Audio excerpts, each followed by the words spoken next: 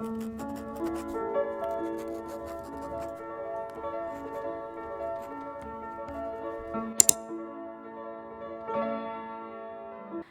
everyone. So I recently finished my degree in interior architecture from UCSI. So I thought of making this video to sort of like give tips if you're planning to study in KL or if you're planning to study interior architecture. So yeah, if you are one, stick around. This might be helpful. So let's get into it.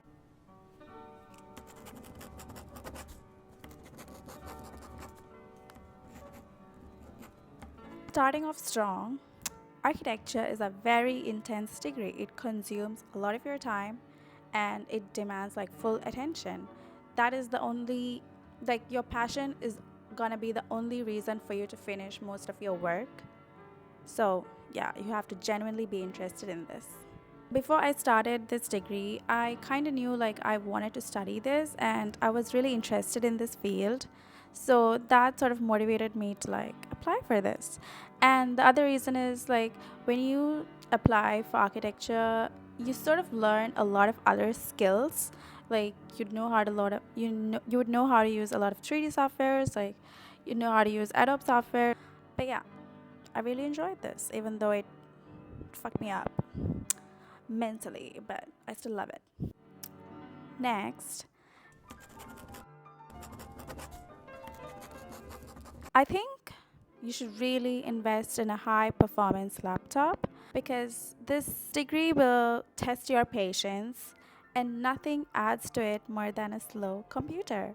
So, you really have to invest in a high performing laptop. You need to check your graphic card, see what works. I'm pretty sure there's a lot of videos on what's the best laptop. MacBook? I don't think so, but like maybe when you start working, if you have like a computer and a MacBook, I think it's okay.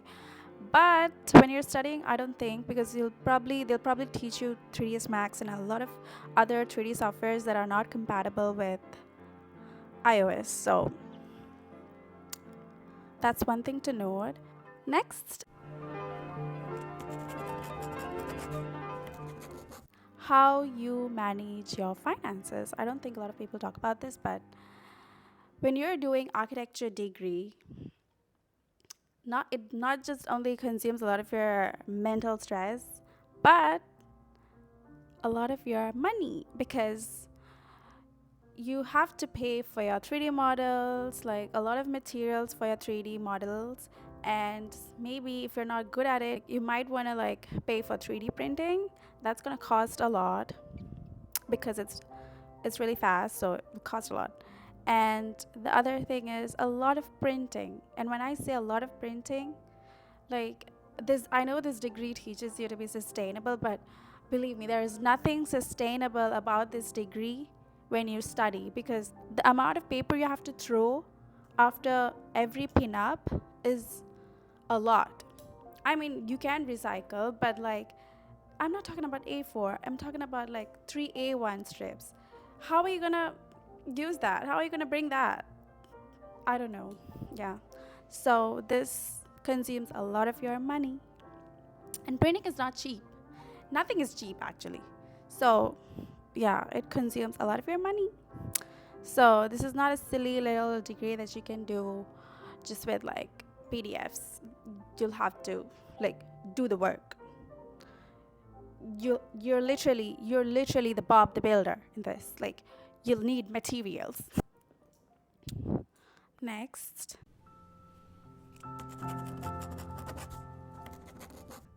it's the infamous red app BML. So I'm gonna tell you how to like navigate BML, but I don't think it's necessarily a tip. So what I do is like if you're moving to KL and if you're planning to study in KL, I feel like instead of going for telegraphic transfer, the TT, you can go for the international transfer on the app. But you need to have a dollar account and you need to have dollars for that. So then you can like directly transfer from your BML account to your Malaysian account with just a $5 fee, and you get it like immediately. You don't have to wait for 2 to 3 business days like the TT. So I think this option is way quicker than TT, and like I think most of the time we are in situations that we really need the money fast and we can't really wait for 2 to 3 business days.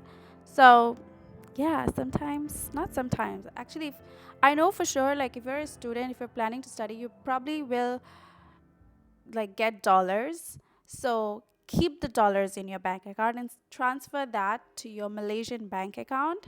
So, you know, that's just a $5 fee. But TT, I'm pretty sure TT charges you more.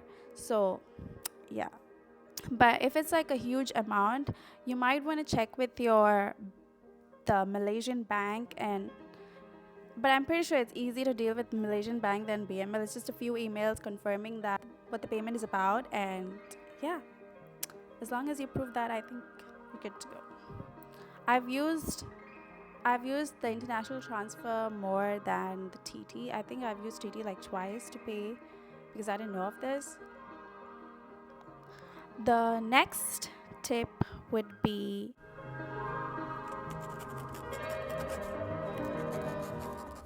learning essential software. Like if you are someone who's really interested and like really want to improve your skill set, I think before you start this degree, maybe like learn Photoshop, learn InDesign, Illustrator, or I know a lot of y'all are good at Procreate. Even use Procreate to make renders. Like it's really important to understand your medium, and it it's not like compulsory to use a certain software to like convey your art. I think as long as you know what's your medium, you're good to go. And I think you should always be open to explore new softwares and learn and see what you like. I think having and sort of like building a style throughout the whole degree is important. So, like, I think when I started off, I really didn't know what my style was in terms of rendering, in terms of showing or conveying my art. So, at the end of my semester, like last 2 semesters, I sort of like understood like the importance of white space and like how much how I want to like portray my design. And it's really important to understand what software works for you, because you can't just do what others are doing just because they are doing it. You can't be doing things because it's convenient. You can't be doing things because it's easily affordable. You need to understand what works for you. I think next would be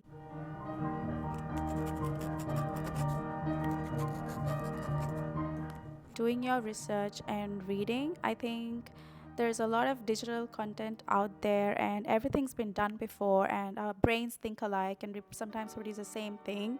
So I think it's important to understand what's been done, and the way you can go about is like reimagining what's been done, so that way it adds more value to it. I think it's important to like dive into the digital content and understand what you like, what is your rendering style, and sort of like know people who has a specific style or who you like, and understanding what's out there. It's actually being curious of what's happening around the world. And I think if you are into architecture, I think you should be really into your culture. Like you should understand your culture. How can you bring your culture and add value to it? How can you understand even a simple concept like a kitchen? When you look at space, you should also look into human beings, how they use the space. That is very important. I think being curious will help you a lot. So, next would be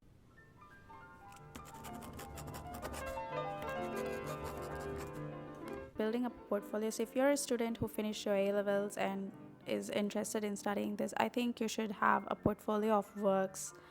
For example, it could be exploring different mediums, it could be some artworks that you did on Procreate, or sketches, or even mood boards that shows that you explore different types of softwares or even mediums.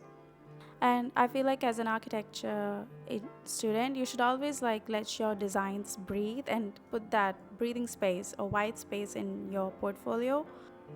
Your designs need to breathe. Just like how you need to breathe, so does your designs.